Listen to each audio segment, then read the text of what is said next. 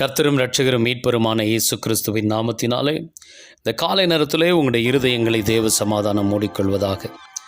இந்த நாளிலே நம்முடைய தியானத்திற்காக கர்த்தர் நமக்கு தந்த வேத பகுதி யோசுவாவின் புஸ்தகம் 7வது அதிகாரம் 21வது வசனம். கொல்லையிலே நேர்த்தியான ஒரு பாபிலோன் சால்வையும் 200 வெள்ளி சேக்கலும் 50 சேக்கல் நிறையான ஒரு பொற்பழத்தையும் நான் கண்டு அவைகளை இச்சித்து எடுத்துக்கொண்டேன். இந்த வார்த்தை முடிகிறப்போ இப்படி சொல்லுது, நான் இச்சித்து அவைகளை எடுத்துக்கொண்டேன். பைபிளில் ஒரு வசனம் எனக்கு ஞாபகம் வருது. இச்சையானது கர்ப்பத்தை தரிப்பித்து பாவத்தை பிறப்பிக்கும், பாவம் பூரணம் அடைந்து மரணத்தை பிறப்பிக்கும். இச்சைக்கு ஒரு கர்ப்பம் உண்டு, அந்த கர்ப்பத்தின் பிறப்பு பாவம். அந்த பாவம் பூரணம் அடைந்த பிற்பாடு மரணத்தை பிறப்பிக்கும். இச்சை நம்மளை எவ்வளோ தூரம் கொண்டு போகுது அப்படின்னா, நம்மளை மரணம் வரையிலும் கொண்டு போகுது. நம்ம என்ன சாதாரணமான விஷயங்களுக்கு தானே ஆசைப்பட்டோம், அதில் என்ன பெரிய பாதிப்பு அப்படின்னு சொல்லி நான் ஒரு கதையோட கூட இந்த செய்தியை உங்கள் மத்தியில் பேசி முடிக்க விரும்புகிற தேவனுடைய பிள்ளை.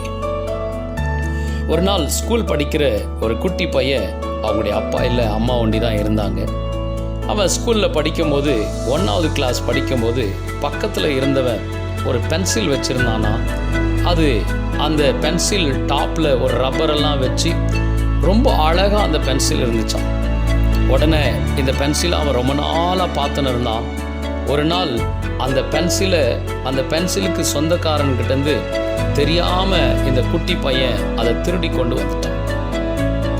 அம்மா கிட்ட ஓடி வந்து சொன்னான், அம்மா பாருமா, நான் பென்சில் பக்கத்தில் இருந்துச்சு ஒருத்தங்கிட்ட, அவனுக்கு சொல்லாமல் கொல்லாமல் நான் திருடி கொண்டு வந்துட்டேன் அப்படின்னு சொல்லி அந்த அம்மாவை பார்த்து இந்த பையன் சொன்னான். உடனே இந்த அம்மா சொன்னாங்களாம், வெரி குட்ரா, இப்படி தான் உஷாராக பிழைக்கணும் அப்படின்னு சொல்லி. இந்த பையன் படிப்படியாக 1வது கிளாஸில் இப்படி திருடினா, 2வது கிளாஸில் வேறு மாதிரி திருடினா, 3வது கிளாஸில் ஒரு மாதிரி திருடினா, லாஸ்ட்டு 7வது 8வது போகும்போது ஆஃபீஸ் ரூம்லேருந்தே திருட ஆரம்பிச்சிட்டான்.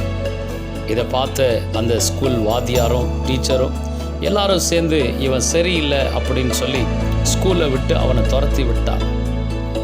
இவன் துரத்தி விட்டதுக்கு அப்புறம் இவன் வீட்டிலே இருந்தான். சில நேரங்களில் பக்கத்து வீட்டில் இருக்கிற பூக்களையோ பழங்களையோ காய்களையோ இதெல்லாம் திருடி இவன் தின்னுவான். இன்னும் கொஞ்ச நாள் கழித்து நிறைய பொருட்களை திருட ஆரம்பித்தான். கொஞ்ச நாளாக கழித்து அவன் ஒரு நல்ல பெரிய சிறந்த திருடனாக மாறினான். அதுக்கப்புறம் ஒரு சேட்டு வீட்டுக்குள்ளே நுழைஞ்சி நகைகளை திருட ஆரம்பித்தான். உடனே அந்த சேட்டு இவனை கையும் களவுமாக பிடிச்சதுனால அவன்கிட்ட இருந்த அந்த கத்தினால் அந்த சேட்டை குத்திட்டு அங்கேருந்து தப்பிச்சு ஓடி போயிட்டான். தேவனுடைய பிள்ளையே, குத்தனவன் யாரு அப்படின்றது அவங்க வீட்டில் இருந்த அந்த சிசிடிவி கேமராவில் அப்படியே பதிவாயிடுச்சு. உடனே இந்த பையன்தான் அப்படின்னு தெரிஞ்சிருச்சு. அந்த சேட்டும் இறந்து போயிட்டாங்க. இவனுக்கும் மரண தண்டனை நிச்சயம் ஆயிடுச்சு. உடனடியாக கடைசியாக இவனை அந்த தூக்கில் போடும்போது அவனை பார்த்து கேட்டாங்களாம், உன்னுடைய கடைசி ஆசை எதுப்பா அப்படின்ட்டு. அவன் சொன்ன வார்த்தை என்னவா, ஒரு வாட்டி நான் எங்கள் அம்மாவை பார்க்கணும் அப்படின்னு கேட்டான். உடனே அவங்களுடைய அம்மாவை பார்க்கும்படி எல்லாரும் உத்தரவு கொடுத்தாங்க. இவன் போய் அம்மாவை பார்த்தானா, அம்மா நான் சாக போகிறேன், நான் உனக்கு கொல்லி வைப்பேன்னு நினச்சேன், ஆனால் இன்னைக்கு நீ எனக்கு கொல்லி வைக்கிற அளவுக்கு என் வாழ்க்கை மாறிடுச்சு. அந்த அம்மாவும் கட்டி பிடிச்சி அழ ஆரம்பித்தாங்க. இவனும் அழ ஆரம்பித்தான். அங்கேருந்து கிளம்புறப்போ ஒரு வார்த்தை சொன்னானா, அம்மா இன்னைக்கு என் சாவுக்கு காரணம் நீதாம்மா அப்படின்னா.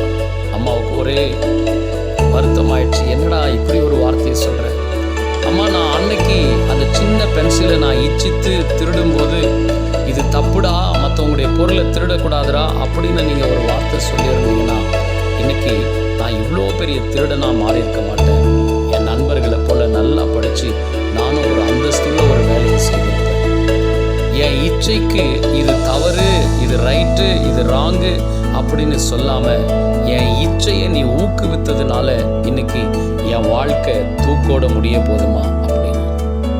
ஆமாம் தேவனுடைய பிள்ளைகளே, சில நேரங்களில் நாம் இச்சிக்கிற இச்சைகள் நம்முடைய வாழ்க்கையில் மரணத்திற்கு நேராய் கொண்டு போயிடும். நம்முடைய வாழ்க்கை மாத்திரம் அல்ல, நம்முடைய பிள்ளைகளுடைய வாழ்க்கையும் அப்படி மாறி போயிடும். இச்சையானது கர்ப்பத்தை தரிப்பித்து பாவத்தை பிறப்பிக்க நாம் விடாதபடிக்கு, பாவமானது பூரணம் அடைந்து மரணத்தை பிறப்பிக்க நாம் விடாதபடிக்கு, எந்த மாதிரி ஆசைகள் இச்சைகள் இருந்தாலும் அதன் மேலே ஒரு கண்ட்ரோல் வைக்கலாம். அப்போதான் இந்த ஆகானை போல கல்லடி வாங்கி சாகாம ஜீவனோடு கூட கர்த்தருக்கு பிரியமாய் வாழ்வோம். இச்சையை எதிர்ப்போம், தேவனுக்கு பிரியமாய் வாழ்வோம். கர்த்தர் உங்களை ஆசீர்வதிப்பார்.